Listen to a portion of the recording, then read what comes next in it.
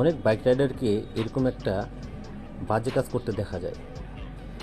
একটা টায়ার চলতে চলতে ক্ষয় হয়ে যাওয়ার পরে এটাকে আবার রিপিট করে কাটা হয়, নতুন করে কেটে বিট তৈরি করা হয় লোকালি, যার ফলে চাকা বিভিন্ন স্থানে অনেক দুর্বল হয়ে যায়। এই টায়ারটা যে কোনো সময় ফেটে যেতে পারে। যেহেতু অলরেডি এটা অনেকটা ক্ষয় হয়ে গেছে, এই টায়ারটা যদি আপনি আরেকবার কাটান, ওই ক্ষয় যাওয়াগুলো অনেক পাতলা হয়ে যায়, যে কারণে যে কোনো সময় হয়ে যেতে পারে ভয়ানক দুর্ঘটনা, হয়ে যেতে পারে চাকাটা ব্লাস্ট। চাকা রানিং অবস্থায় চাকা ব্লাস্ট হলে বড় ধরনের দুর্ঘটনা হতে পারে। তো সবাই এই বাজে কাজ থেকে দূরে থাকবেন, এই কাজটা একবারই করবেন না। Always safe ride, be careful, always be careful, be careful.